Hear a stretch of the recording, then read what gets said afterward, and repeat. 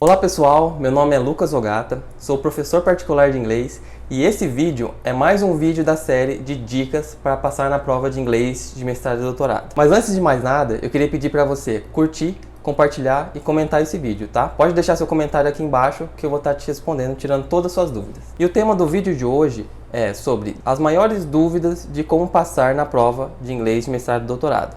Gente, eu já trabalho nesse ramo há alguns anos, eu tenho diversos alunos e esses alunos tiveram dúvidas, dificuldades, problemas e eu juntei todo esse tema e eu queria conversar um pouquinho com vocês sobre isso agora. E a primeira pergunta é: quanto tempo preciso para estudar? Gente, a questão do tempo é uma coisa que gera muita dúvida, muita confusão. Eu sempre digo o seguinte, você tem que achar um meio termo.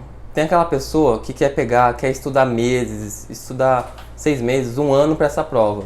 E ela acaba se desgastando, ela acaba até estudando coisas que não necessariamente vão ajudar ela a passar nessa prova. E tem também aquela pessoa que estuda de menos, que ela acha ali que uma semana antes, alguns dias antes da prova, ela vai conseguir pegar, estudar e ter um bom resultado. Então você tem que achar um meio termo. Lógico que o tempo sempre varia, depende do seu conhecimento do inglês, depende também do tempo que você tem diário para estudar. Na minha opinião, o tempo necessário para estudar para essa prova, em média, é de 3 semanas, ou seja, 21 dias de você estudando focado. Porém, esse estudo tem que ser com técnicas específicas, com estudo específico para essa prova. Você tendo essas ferramentas em mãos, você consegue se preparar assim em 21 dias. E uma outra dúvida que chegou aqui para mim: preciso falar inglês? Ter conhecimento avançado? Gente, essa questão de saber falar, às vezes você já tem um conhecimento prévio do inglês, você já estudou, já fez aula, você sabe falar, escuta até alguma coisa. É benéfico, óbvio, você já tem uma vivência com inglês, muito bom. Porém, isso não é o essencial para a prova, né? Você precisa da habilidade de leitura para realizar essa prova. E também tem o outro lado. Se você não tem zero conhecimento em inglês, você tem zero conhecimento, nunca estudou, não sabe nada, você também pode ir muito bem nessa prova. Porém, você tem que ter um estudo específico, você tem que se preparar de uma maneira especial, ter técnicas, ter um foco para você conseguir passar e ir bem nessa prova. Então, você tem que lembrar que o foco aqui do seu estudo é passar na prova e não ficar fluente em inglês. Por isso que você tem que focar no que é necessário para passar a prova e caso depois você tenha interesse, queira expandir seus conhecimentos em inglês, você procura um curso específico para isso. Próxima dúvida é: apenas a leitura me garante sucesso na prova de inglês? Gente, como eu já falei, a leitura é a habilidade principal para você se preparar para essa prova, mas ela não é a única, visto que você necessita de vocabulário, você necessita também fazer a prova de uma maneira ágil, pois pode ser que você tenha uma leitura boa, ótimo, mas você demora de 15 a 20 minutos para traduzir cada texto. E depois você vai olhar as questões. E depois você vai pensar em responder cada uma delas. Aí você já gastou 1 hora, 2 horas numa prova. Então não adianta simplesmente você ter um conhecimento já no inglês, um conhecimento de uma leitura boa, se você não tem a agilidade necessária para resolver a prova de uma maneira assertiva, óbvio. Você vai acertar o máximo possível, mas de uma maneira rápida, de uma maneira que não te prejudique no andar da prova. Próxima questão: existem técnicas especiais para fazer a prova de inglês? Gente, existem sim. Essas técnicas são chamadas de técnicas de leitura instrumental, certo? E como é uma prova de inglês, técnica de leitura instrumental para o inglês, né? O que são essas técnicas? Basicamente, você aprendendo elas vai fazer com que você faça a prova de uma maneira mais ágil e mais assertiva, certo? Com mais chance de você acertar fazendo a prova com pouco tempo.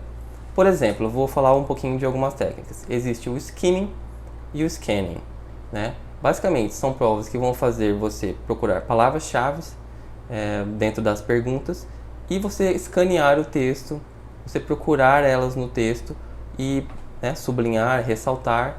E o que isso faz? Faz com que você não precise traduzir o texto inteiro, você saiba mais ou menos onde provavelmente vai estar as respostas e você consiga focar a sua tradução nessa área do texto, fazendo com que você ganhe tempo e também não se desgaste tanto traduzindo coisas que talvez não serão necessárias. Além disso, além dessas técnicas de inglês instrumental, também existem técnicas de estudo, ou seja, você vai ter que estudar vocabulário, gramática, você vai ter que dar uma olhada na prova, na estrutura da prova. Então tem técnicas de estudo, né, que estão disponíveis na internet, existem cursos específicos para isso, que você consegue adotar essas técnicas de estudo e estar preparado muito mais rapidamente para você fazer a prova e tendo as habilidades necessárias para traduzir facilmente. Mais uma dúvida: como administrar o tempo durante a prova? Gente, o tempo é algo precioso na prova, né? Você não pode desperdiçar o seu tempo. Às vezes você está ali travado numa questão, você não consegue resolver ela, vai ficando nervoso e você desperdiça seu tempo ali, né? Então, se você, primeiro de tudo, se você travar numa questão, não está conseguindo, você passa para a próxima, né? Obviamente depois você retorna. Porém, como que funciona? Se você já se preparou para essa prova, você adquiriu as técnicas necessárias, fez um estudo focado, você tem todas as técnicas e habilidades necessárias para resolver a prova. Então, o que você tem que fazer? Você tem que ser objetivo. Use as técnicas que você aprendeu de inglês instrumental, use todo o conhecimento que você adquiriu de vocabulário, por exemplo, se você estudou cognatos falsos, cognatos verdadeiros, que é uma dica excelente para conseguir vocabulário, você tem que botar isso em prática na hora da prova, né? E focar no que nos locais do texto onde você acha que a resposta se encontra, né? Tendo feito isso, você tem uma probabilidade muito grande de acertar a questão e não perder tempo ali tentando resolver uma questão, perdendo tempo na prova e acabando prejudicando o restante da sua prova. Uma outra questão é você usar o dicionário de maneira sábia, né? Tem pessoas que sabem que você pode utilizar o dicionário, levam e acabam utilizando o dicionário como uma muleta, né? Eles querem pesquisar a maioria das palavras no dicionário, eles acabam perdendo um tempo gigantesco traduzindo ali no dicionário, anotando palavra por palavra. Isso é inviável, gente. Não tentem ir por aí. O dicionário está ali somente para um apoio, né? Uma palavra que você acha que vai ser muito importante e infelizmente você não sabe ela, você pesquisa. Ele é um apoio para você, né? Ele não serve para você traduzir o texto baseado no dicionário. Então tome muito cuidado, pois se você fizer isso, pode ser que falte tempo para você resolver a prova. Muita gente também me pergunta qual o vocabulário necessário para fazer essa prova. Gente, o que eu sempre indico? Primeiro de tudo, você tem que estudar o vocabulário mais utilizado. Como é isso? Existem listas, né, das palavras mais utilizadas no inglês. Existem listas dos verbos mais utilizados, das conjunções, das preposições. Esse tipo de coisa é muito válido, porque são palavras que vão ter em praticamente todo o texto. Então, por que não você focar o seu estudo nessas listas? Né? Você tendo esse conhecimento, você já sai muito na frente.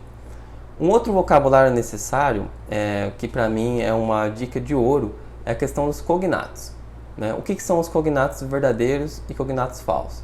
Cognato verdadeiro é, por exemplo, uma palavra muito semelhante entre as línguas, né? O nosso português e o inglês, né? Um exemplo aqui, a palavra finally. Finally, ela é uma palavra, um cognato verdadeiro, de finalmente. Né? Uma pessoa que às vezes não estudou, não sabe o que é finally, ela consegue ali por uma questão de dedução saber que significa finalmente. Então você estudar listas de cognato verdadeiro é uma dica excelente para você conseguir um vocabulário de maneira muito rápida. Da mesma maneira os cognatos falsos, né? Os cognatos falsos são palavras que você vê uma semelhança muito grande, né, com uma palavra em português, porém elas são mais ou menos uma pegadinha, né? Então elas são ali algo que não tem o mesmo sentido. Então você também tem que estudar para você acabar não caindo, né, nesse tipo de erro. Agora, os dois tipos de vocabulários que eu considero mais importantes para essa prova. O primeiro de todos é o vocabulário específico da sua área, né? Se você é da área da saúde, se você é da área do direito, se você é da área da administração de empresas, você precisa estudar o vocabulário focado na sua área, né? Lembrando que quais são os textos que vão para a prova? São textos científicos, são textos de artigos, são textos complexos. Então ela vai estar recheada, né, de termos. Então você precisa estudar esse vocabulário específico da sua área. E o outro vocabulário, que para mim é o mais importante também, é o vocabulário de estatística, né? Visto que a maioria dos textos dessas provas, eles vão ter dados estatísticos, né? Vão ter pesquisas, vão ser baseados em algo, em estudos, porque a gente está falando de um ingresso no mestrado e doutorado. Então você precisa ter esse vocabulário de estatística, saber o que é uma média, uma mediana, um intervalo, para você poder entender os dados que vão ser passados no texto e, consequentemente, resolver a prova acertando as questões. E onde que você acha essas listas de vocabulário específico? Bom, primeiramente, você pesquisa no Google, existem sites que já te dão essas listas prontas, porém, dependendo da sua especialidade, pode ser que você não localize essas listas já prontas. Então, qual que é a minha dica? Primeiro de tudo, você procure artigos científicos da sua área. Dentro desses artigos, você vai achar N número de palavras que você desconhece e você vai estudando isso. Vai traduzindo, vai vendo a tradução, vai utilizando o dicionário e com isso você vai ganhando vocabulário. Uma outra maneira de você conseguir vocabulário são as provas anteriores, porque você estudando, resolvendo provas anteriores, você vai ver várias palavras ali que foram utilizadas em provas anteriormente. Pode ser que não se repitam, mas pode ser também que elas se repitam ou sejam palavras similares. Então é muito válido você pegar essas provas anteriores, você pode resolver a prova, tentar resolver e também estudar todas as palavras que você vê que você não conhece. E agora, uma pergunta que me fazem muito. Professor, onde que eu encontro esses modelos de prova anteriores? Bom, primeiramente você tenta localizar no site das suas instituições de ensino, na instituição de ensino que você vai fazer o curso de mestrado e doutorado.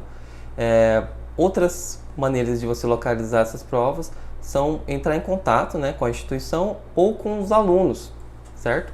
Porque um aluno que está fazendo um mestrado, está fazendo um doutorado, ele vai ter esse modelo da prova, provavelmente ele fez, ele conseguiu o gabarito, então ele pode ter isso. Então, se você conseguir entrar em contato com essas pessoas, elas podem te disponibilizar esses materiais. E para te ajudar, eu vou deixar na descrição links com provas de diversas especialidades, tá? Então você dê uma olhada se isso pode te ajudar. Se não te ajudar, pode deixar um comentário também que eu te respondo, tá bom? Se você tem mais alguma dúvida, se você quer fazer alguma pergunta para mim, deixa aqui nos comentários que eu posso te responder. Dê ideias de novos vídeos que eu vou estar sempre postando aqui nas minhas redes sociais. Se você gostou do vídeo, curta, compartilhe, comente aqui embaixo e me siga nas redes sociais.